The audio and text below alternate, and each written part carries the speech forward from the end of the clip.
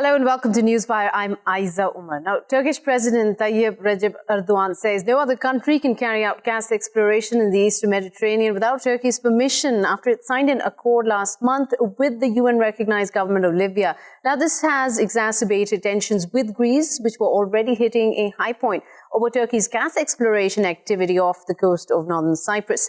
Now, President Erdogan says the accord does not violate any international law. So what is the threat to and objections from Greece, Cyprus and Egypt? We will be finding out today from our guests. We have with us Mr. Yusuf Erim, joining us from Istanbul and as an analyst, and Mr. Nicolai Due Gundersen, joining us from London also as an analyst.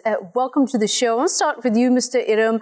This statement from President Erdogan has, of course, gotten the much expected sort of heat from Greece, Cyprus and Egypt. They're criticizing it, saying it is against international law. If you could explain to us, if you will, please, how this is so.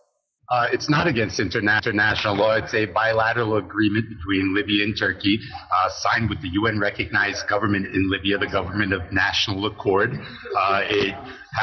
The agreement is on the basis of previous court decisions, which is setting a precedent and a jurisprudence.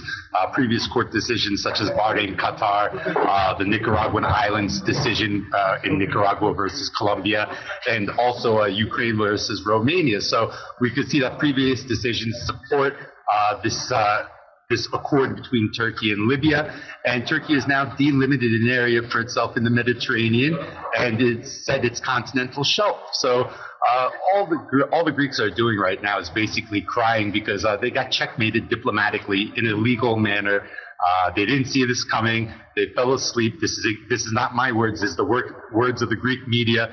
They specifically said we got caught sleeping.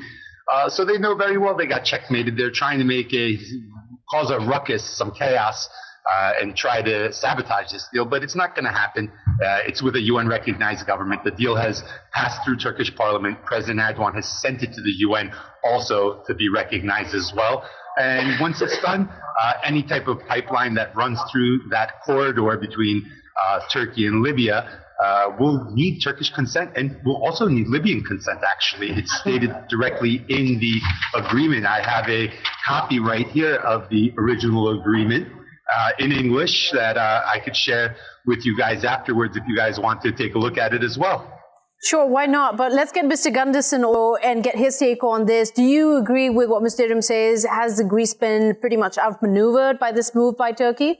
Well, I do feel that was part of the intent. This is not just about international law. It's also making a political statement.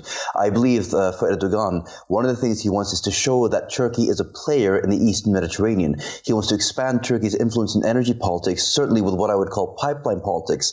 And let's not forget that there's also a joint security agreement on top of the maritime agreement with this document between Libya and Turkey.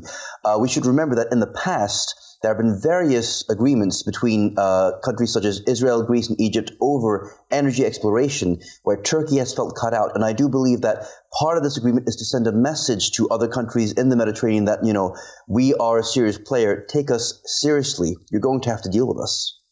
And the concern that EU countries are showing over Turkey's maritime border agreement with Libya, they're saying that they will continue studying this deal as for now, but sanctions seem to be looming right there at the tip. Mr. Gundersen, do you see those happening in the foreseeable future against Turkey? It is possible that at the same time, the context, if you like, the international context and domestic context for Turkey is very important. Firstly, Erdogan has felt, I think, emboldened after his visit to the White House, where Trump praised him, which a lot of people were not expecting. So remember that Washington is still a major player within, the global stage. On top of that, in Turkish parliament, this agreement has been very popular at a time when I believe Erdogan wants to continue shoring up support. And I think that he would focus more on that right now than on simply sanctions. We've had sanctions threatened before by various countries, including the US. Erdogan has not blinked in the face of those sanctions. I think also, let's remember, we're talking about a president who I think is proud, who believes he will make Turkey great again. And I think that one of the skillful moves he made for a domestic audience was when he visited Trump, and he brought with him a copy of the letter that some argue was downright rude, where Trump told him, "Don't be a fool," and he gave the letter back to Trump. So I think this is a man who knows how to play the game publicly, and this agreement is a part of that as well, to again say that, we are a player on the block with energy politics. Don't take that for granted. But putting political rhetoric aside, still one question that given that the EU is showing concerns and they're talking about sanctions, on what basis, Mr. Erim, considering that this is legally binding, that no international law has been violated, could they put forward the case of sanctions against Turkey? That's exactly what I was going to say after the other guest was finished speaking. On what grounds is Turkey going to get sanctioned? On the grounds of having a really good foreign policy in the Eastern Mediterranean. This is a legal deal with the UN-recognized government. Like we said before, Greece got outmaneuvered. Other Eastern Mediterranean coastal neighbors of Turkey got outmaneuvered. There's no ground for sanctions. France is very unhappy because Turkey's increasing its weight in Libya, an area that France has tremendous interest in. They're also unhappy because the illegitimacy of the warlord Khalifa Haftar is becoming more and more apparent day by day. Turkey has also stated that if this deal puts pressure on the GNA, and if the GNA does invite Turkish troops or military support, Erdogan would make this decision by himself and he would not ask anyone for permission. So we can already see a signal from Turkey that they're ready to double down their support for the GNA as well, increasing their weight and importance in Libya and the conflict going on in Libya. So Turkey's not going away anytime soon. This attempt to landlock Turkey outside of the Eastern Mediterranean by these unilateral exclusive economic zones declared by Greece, Cyprus, and Lebanon, Israel, didn't work. Turkey outmaneuvered them. But despite everything, President Erdogan has said he's still open to talks with coastal neighbors. He doesn't want to escalate this. There is a win-win scenario, and he wants to discover this win-win scenario with these countries. It doesn't need to be a zero-sum game in the Eastern Mediterranean. But there is also here a concern, Mr. Gundersen, if you could comment on Sid, that you mentioned, Mr. Erim mentioned Haftar's reaction to this. He's been hostile to Turkey for a long time coming. This summer, especially, there was a lot of hostility. He went ahead and arrested some 6 Turkish troops also, but soldiers also. Moving on, does this MOU, this agreement now between Ankara and Libya, put it on a kind of a collision course with not just Haftar, but the ones who are backing him? Let's not forget Moscow primarily. That's a very good point. Let's remember that Turkey and Russia have butted heads previously in Syria, where Russia has dominated the relationship. Certainly some have argued that if Haftar was willing to sit down at a negotiating table to discuss ending what some see as a civil war, it will now be twice as difficult. Haftar has got support, perhaps not from the UN, but from various partners. As for the GNA, Qatar and Turkey are partners across the Middle East, and it's one of the reasons Turkey has supported the GNA, including by recently announcing that they are willing to send in troops if requested. And I think this is a very important point because it shows that Turkey and Erdogan, they want to commit to this relationship, or at least show that they are serious about this relationship. I think going back to what my colleague said, by the way, about France being frustrated in the EU, let's remember Libya is very, very close to Europe. It was previously a major source of oil before instability. And I want to add also that it has a specific oil that is very low in sulfides. And I mention this because the EU has certain regulation regarding sulfur limitations, which means that Libyan oil is quite highly desired by EU states. And this is another reason why France and others would be frustrated by a non-EU political actor gaining a foothold in Libya, certainly through pipeline politics.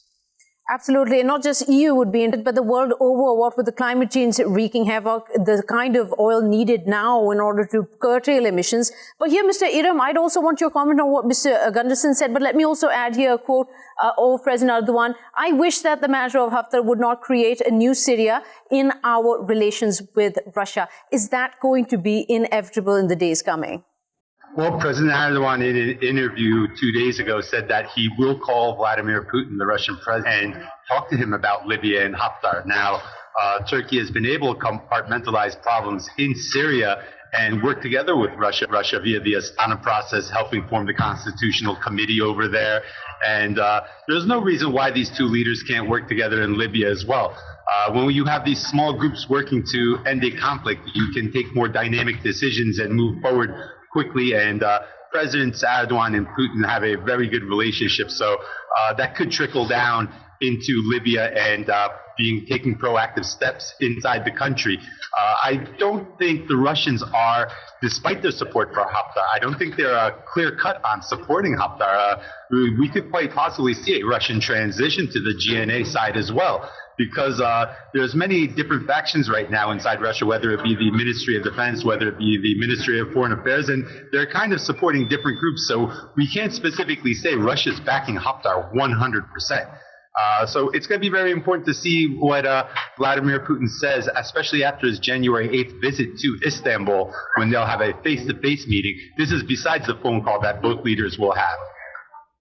And despite both countries and Russia and Turkey, they're backing rival sides in the Syrian conflict, and now kind of puts them at a place where, yes, as Mr. Erim says, Mr. Gundersen, it's going to be seen how it goes forward. They do have deepening bilateral ties in various industries, in energy, etc. But could this affect that relationship moving forward, how they deal with this conundrum here in the Mediterranean Sea? Certainly. I mean, you could argue that, in a sense, Turkey and Russia are energy rivals. It's ironic in the sense that in Syria, Putin has tried to set up various deals with Assad to monopolize his, if you like, indirect rule over Syrian energy transport. Now with Turkey, Turkey had a good relation with Libya under Gaddafi, and they continue to try to maintain a relationship with Libya. They have made investments in the construction sector, and this agreement is seen as part of deepening that cooperation. I think it's very interesting also the idea that they could control pipelines, because pipelines are a major way of saying that, they are a player within Libya and the Eastern Mediterranean. To have gas or oil flowing through a pipeline that was constructed by both Turkey and Libya would be quite symbolic. I also want to add that when it comes to Haftar himself, Haftar did not make specific gains until there was Russian support, including, some have argued, through the use of mercenaries and various groups such as the Wagner Group, who have been rumored to support Haftar on the ground. So I would say that Russia is actually more committed to this relationship, and perhaps it's also why Turkey has publicly stated that they are willing to send in troops to support the GNA. So how do you see this moving forward now? What kind of moves could the EU, could Greece make in order to counter what Erdogan is essentially established now? Well, there is, as we've discussed before, the possibility of trying to threaten sanctions. Whether or not those sanctions would have a basis in international law is another matter.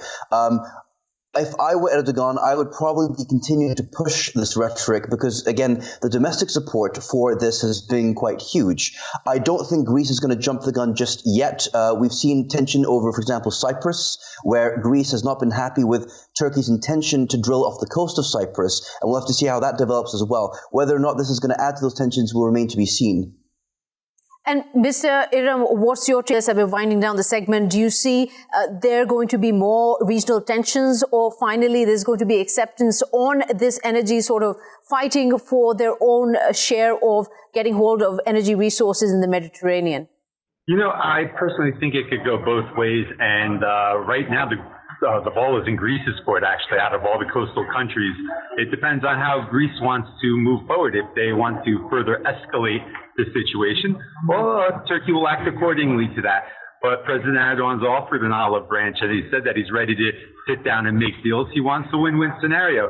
I think President Erdogan, he specifically, in an interview 2 days ago, he specifically said, every coastal neighbor I'm willing to talk with. And when he was asked, you have bad relations with some of them, and he repeated every coastal neighbor. So it looks like he was kind of signaling even Israel with that comment when he reiterated the word every. So I wouldn't be surprised if some of the coastal neighbors that Turkey has bad relations with, where they can put aside their problems, compartmentalize, and reach some surprise deals that people would not be expecting, because Turkey has right now reestablished itself as the major player in the Eastern Mediterranean, and it's in the best interest of all of its coastal neighbors to sit down and reach a diplomatic agreement, decrease tension, because there's a lot of hydrocarbon resources in this area. There's no reason why everybody can't win. Right, that's a good point. I want to come with you, Mr. Gundersen. But Mr. Erim, very quickly, at the same time, one would argue that the kind of position that Turkey has established, given what we saw in London in the 70th year of celebrations of NATO, being seen as one trying to blackmail almost, or its position as a regional player and also an important key member of NATO by holding hostage of what was necessarily seen by other members to be taken or done in the Baltic states, for the Baltic states? Not at all. Turkey's not trying to hold anybody hostage. Turkey sees the value in NATO. It understands the concerns, the security concerns of the Baltic states.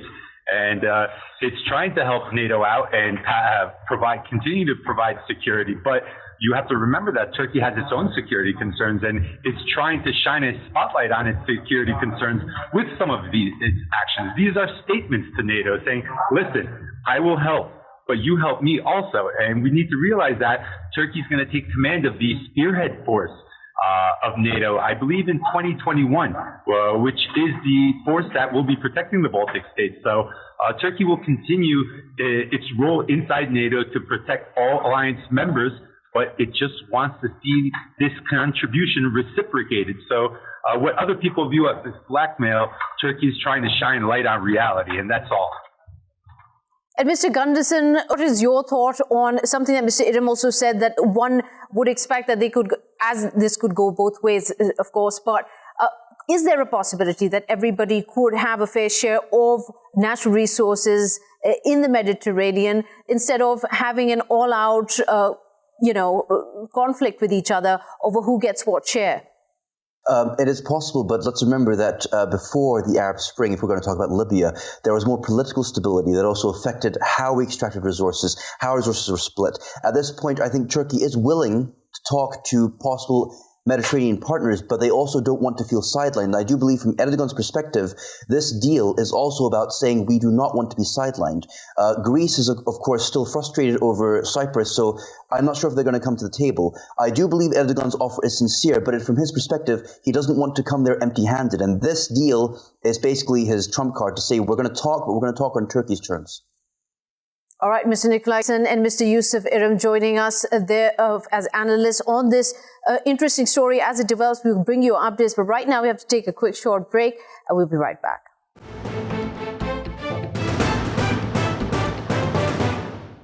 Welcome back. You're watching Newswire with me, Ayza Omar.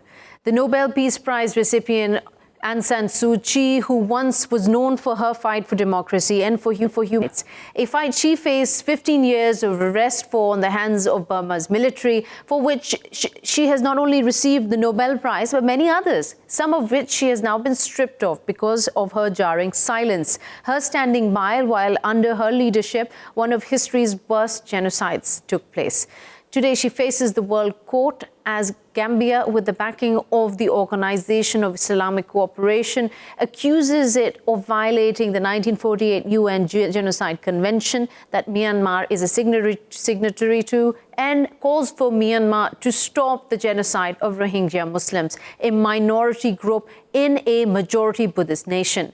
Now, Suu Kyi is personally leading her country's defense at the International Court of Justice in The Hague. In 2017, 740,000 Rohingyas fled to neighboring Bangladesh after Myanmar's military cracked down on them, an event that UN investigators have already described as genocide.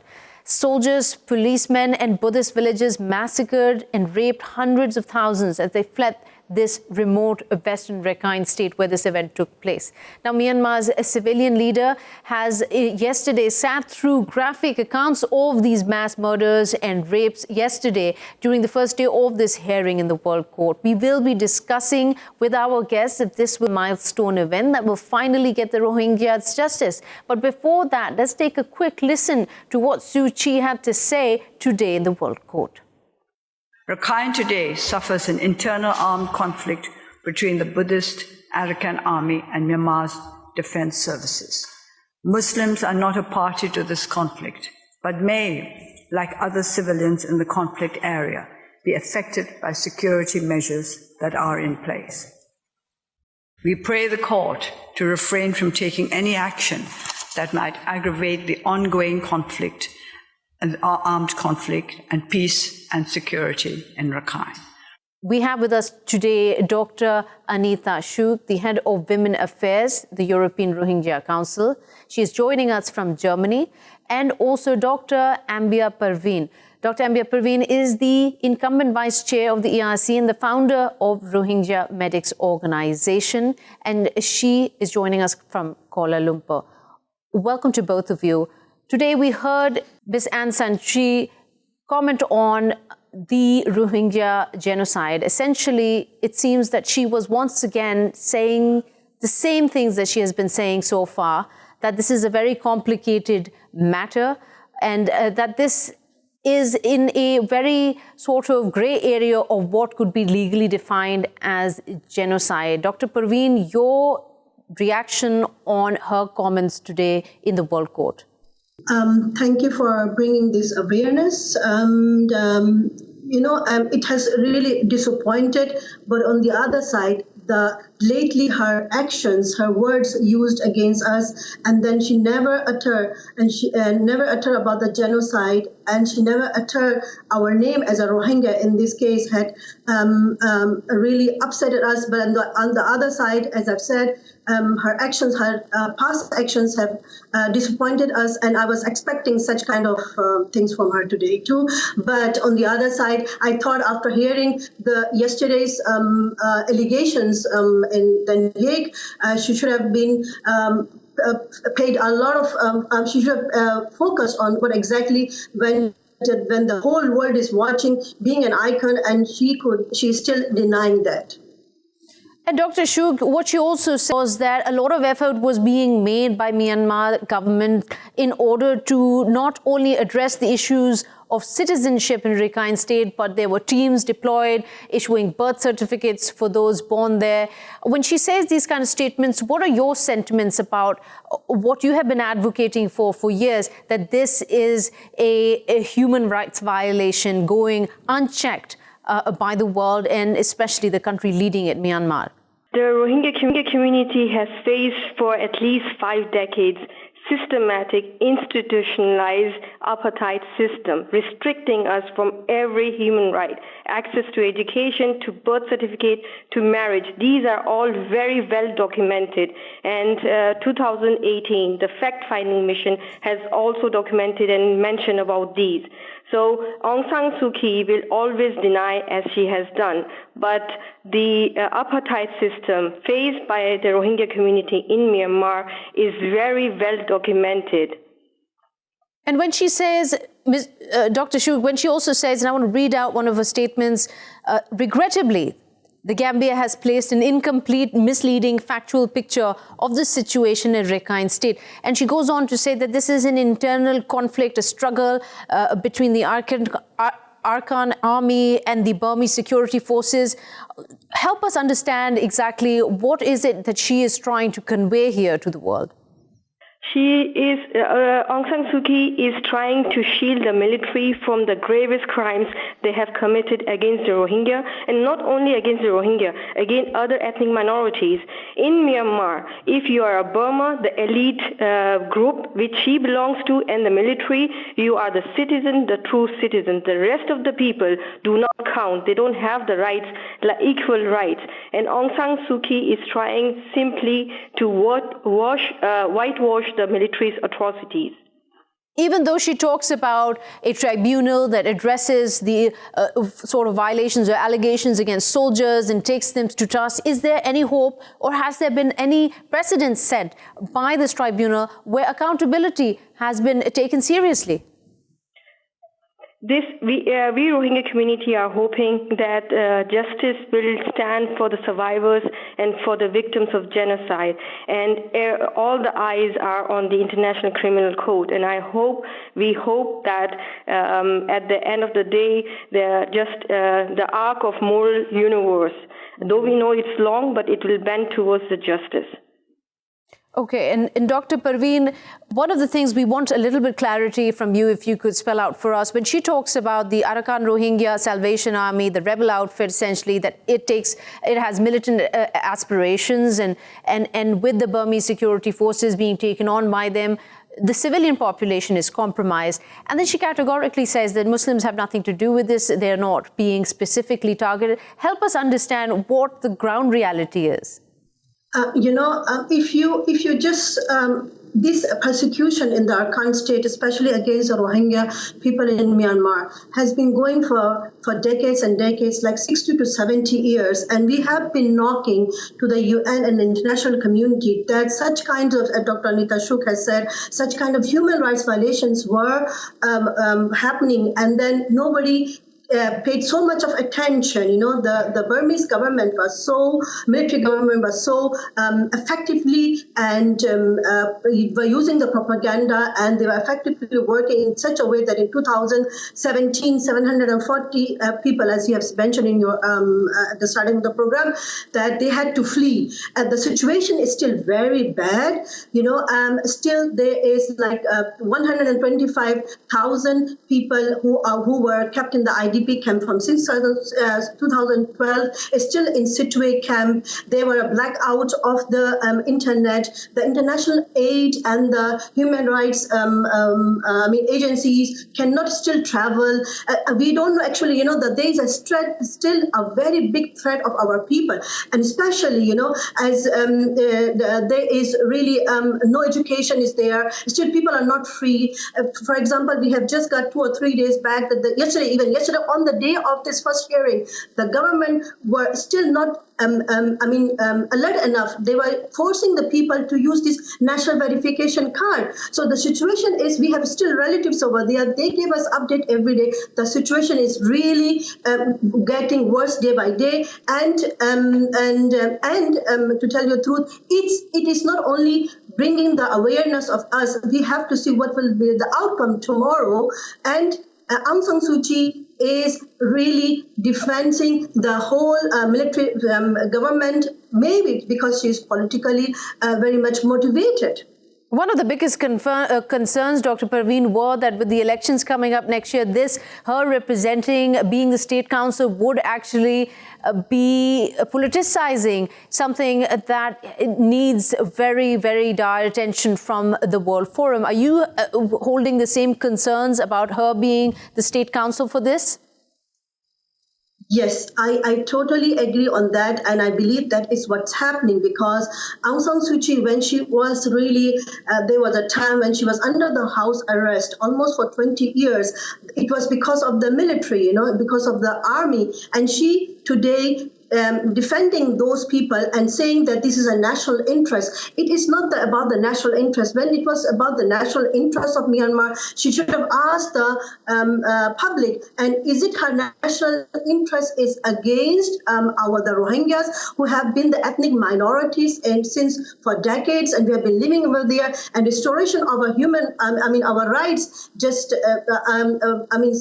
taking away our basic fundamental rights, and is it her national interest? And then not only that, being a Nobel Prize winner and being the icon of our Rohingyas for centuries, for months, for years, and for centuries, she has taken our hope. And I'm not just trying to understand. This is really about being politically. She's motivated because she wants to be re-elected next year. As you know, for the last 4 years, she talked about the national reconciliation, for amending the jurisdiction or reforming the jurisdiction law, ceasefire and all those. This till today she could not make it up. So she's trying to win and to get this more seats or more votes from the public and from the army. So it's a political motivation behind her being president of State Council, is what you're saying, Dr. Perveen.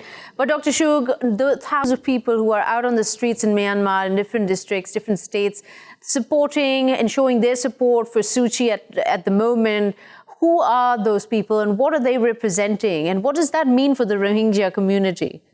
It is very important to base our opinions on one fact. For decades, the Burmese military has been feeding false propaganda to the Burmese public against the ethnic minorities, in Rohingya in particular. And those who are coming out to the streets to support Aung San Suu Kyi are actually being misguided. Aung San Suu Kyi is the de facto leader of Myanmar. She has the status of the mother of the nation, and being the mother of the nation, being the de facto leader of the country, she has moral and legal obligation to guide the public towards the truth. And what she is doing right now is actually misguiding, misleading the innocent public of Myanmar. The public of Myanmar, the people of Myanmar have the right to know the facts, have the right to know what has led to this point that Myanmar is being accused of genocide. This is the time that the public must be neutral and try to find out what really happened against the Rohingya in Rakhine State, because it has a consequence.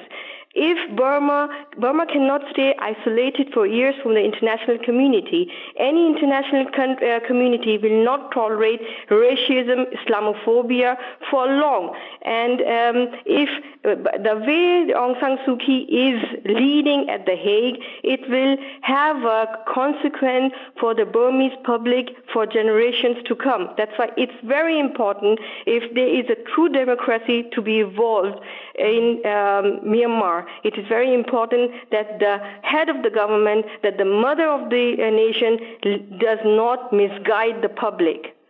Not just misguide the public, but also possibly finally tear away from the impression that she has cemented, Dr. Perveen, that the government and the military are equally responsible for what happened and unfolded in 2017.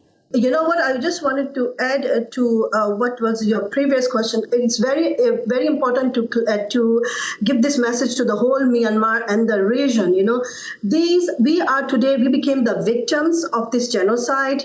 We managed to survive, but at the same time, the history was we could make the history that these persecution had been happening not only with the Rohingyas, with other ethnic minorities. It should be a clear message to the people of Myanmar that it is not about the Rohingya. Yes, we managed, our plight has managed to bring this to the international court, but it is about the whole Myanmar. It is about this persecution has been happening for years with other minorities also. It is the time that to bring changes, they need to stand up and stand against this military regime and to bring the perpetrators to the accountability. What Aung San Suu Kyi today, she said, actually, I was not happy. I don't know about the others. She has played, she had played by giving excuses, lame excuses, you can say it, Of course, she's an icon. She is a lawyer. She can speak very well fluent English, understand the system maybe. Right. But who did she play? She was not very much clear. Yeah, she was not. She should not She used only the superficial words. She should not talk about the rape. She did not address us as Rohingya. She was saying about that this thing should be happen. I mean, let us go back and solve the solutions. Even if our wounds were seen, if our persecution were noted by her, taken actions earlier, we do not have to bring the things to the international level.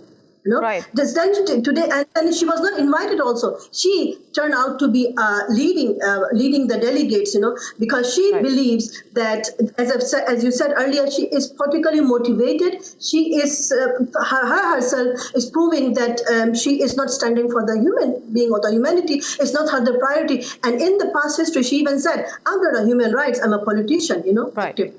Okay, so Dr. Schug, there are a couple of concerns about the process itself that is being heard in the World Court. This is not the only international forum that this case of the genocide against the Rohingya Muslims has been taken to. But because Myanmar is a signatory to it, is a part of the convention, it has to take it as due process. Now, the concern really is, one of them at least, that this could take a while before anything can be done, as much as 5 years. What are your concerns about this? Could this matter be once again brushed under the carpet? Or do you feel like this could be the breaking point for the Myanmar government to finally take a step back? I hope that it will be the breaking point for the Rohingya, for the Myanmar government, because we know that justice can take long. Rohingya have been very patient, and we are going to show patience in the future, with the hope that justice will one day come. So let's hope that the ICJ, International Court of Justice, does the right step in protecting the survivors and victims of genocide in Myanmar and the remaining Rohingya in Myanmar. Dr. Perveen, what do you think? Because in 2017, this unfolded. The UN Commission, which was led by Kofi Annan, it said that this status quo in Burma cannot continue. They came out with a report with scathing criticism of what the Burmese army was guilty of. Are you afraid that, like that commission report, this forum also may not really make any dent to how the Burmese military is taking the community? On one side, we have hope. Hope is the last thing that people dies.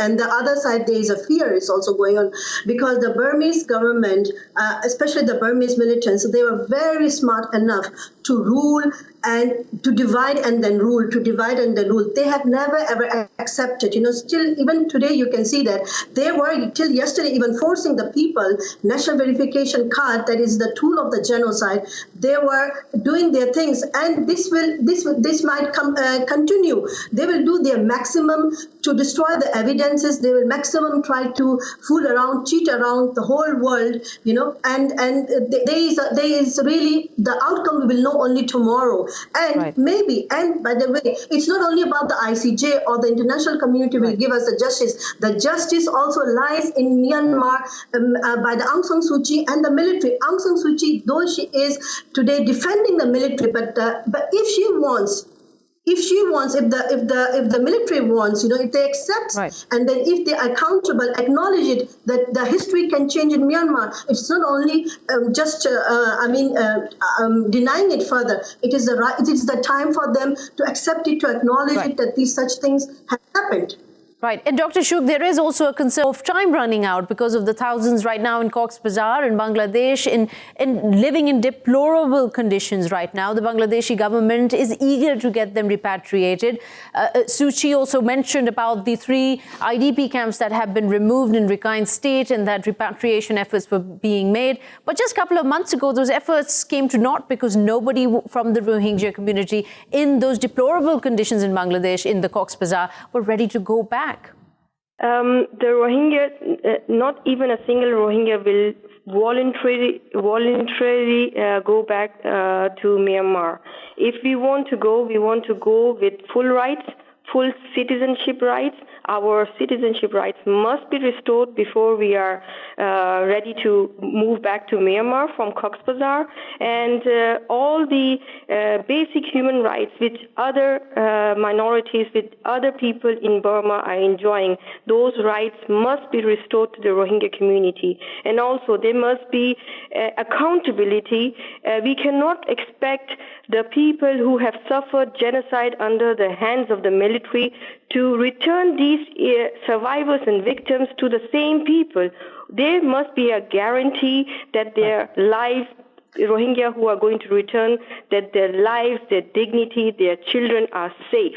And without those guarantees, nobody will repatriate. Thank you so much, Dr. Anita Schug and Dr. Ambia Perveen, for joining us here and for your analysis on the Rohingya community and right now how Myanmar is facing genocide charges in the World Court. And with that, we've come to the end of the program. We'll see you next week. Till then, goodbye.